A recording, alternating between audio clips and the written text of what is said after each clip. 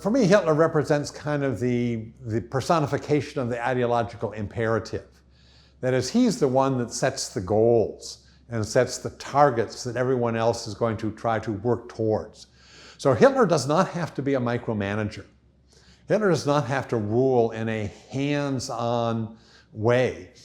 He simply has to continue to proclaim that there is a Jewish problem, the Jewish problem must be solved, and can leave it to others to figure out how to do that, to come back to him with various proposals, and he can give the green light, the yellow light, or the red light, depending upon how he sees the situation at that time.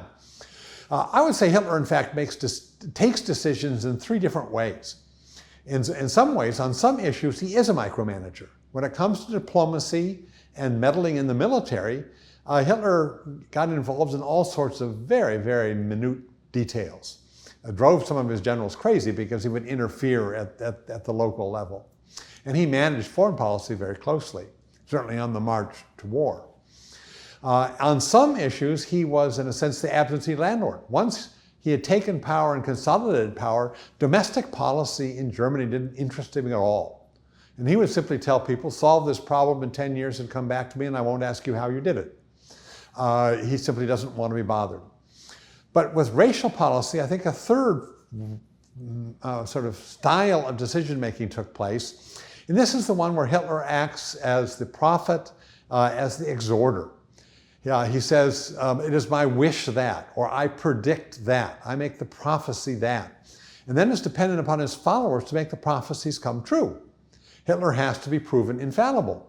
So it's essential that when he prophesizes, you know what that means, that you've got to make sure that prophecy turns into reality. Classic example of that, of course, is the January 1939 Reichstag speech, in which he says, I will be a prophet once again.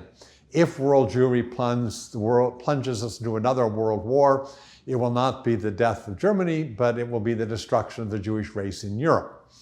And basically, he's signaling to his followers, there is going to be war. He knows that because he's planning one. And thereafter, it is not just the German Jews at the target, but all of Europe. It will be the end, destruction of the Jewish race in Europe. But what does the destruction of the Jewish race in Europe mean? Well, Hitler doesn't say. So the first interpretations of that by people like Himmler are ethnic cleansing. Chase the Jews out of Europe. Chase them into the Lublin reservation, send them all to Madagascar.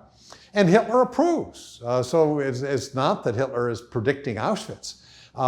Certainly, if that had happened, say that Britain had surrendered, and that Germany had taken the British Merchant Marine and shipped the Jews of Europe to Madagascar, where half of them would have died, would anyone have looked back on the Reichstag speech and said, well, that was duplicity. Hitler was simply trying to fool us? They would say, no, Hitler told us exactly what he was going to do.